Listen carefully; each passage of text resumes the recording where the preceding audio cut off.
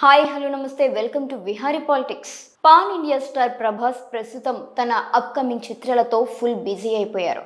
బాహుబలి చిత్రాల తర్వాత darling range ఏ స్థాయికి చేరుకుందో మనందరికీ తెలిసిందే. తన లైనప్ కూడా భారీ స్కేల్లో ఉంది. టాప్ డైరెక్టర్లు డార్లింగ్తో సినిమా చేయడానికి ఎంతో ఆసక్తిగా వెయిట్ చేస్తున్నారు.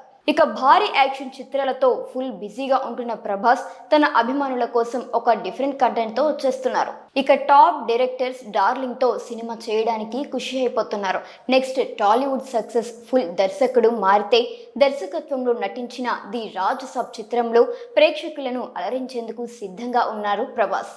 అగ్ర నిర్మాణ సంస్థ పీపుల్ మీడియా 300 కోట్ల రూపాయలు వెచ్చించి నిర్మిస్తోంది ఈ చిత్రాన్ని. దీనికి సంబంధించిన షూటింగ్ పార్ట్ కంప్లీట్ అయింది. ప్రస్తుతం టీం మొత్తం పోస్ట్ ప్రొడక్షన్ పనుల్లో ఫుల్ బిజీగా ఉన్నారు. ఫ్యాన్స్ మాత్రం ఫుల్ జోష్తో ఎదురు చూస్తున్నారు. కాగా చివరిగా ప్రభాస్ సలార్, కల్కి 2898 ఏడి చిత్రాలతో నటించారు.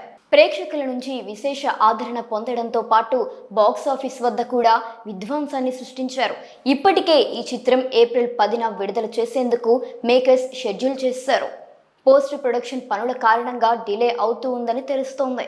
వీలైనంత త్వరగా ఇంకా ముందే ఆడియన్స్ని అలరించేందుకు సినీ పండితులు వెయిట్ చేస్తున్నారు. దీంతో సినిమాపై భారీ అంచనాలు నెలకొంటున్నాయి.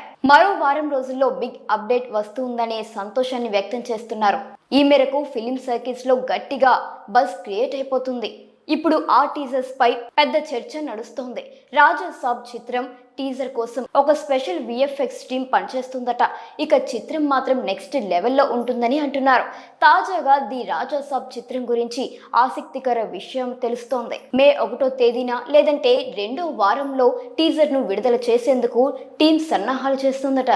ఈ చిత్రంలో ప్రభాస్ డ్యూయల్ రోల్లో నటిస్తున్నారు. తమ పూర్వీకుల ఆస్తి కోసం పోరాడే ఒక యువకుడి కథలో ప్రభాస్ నటించారు.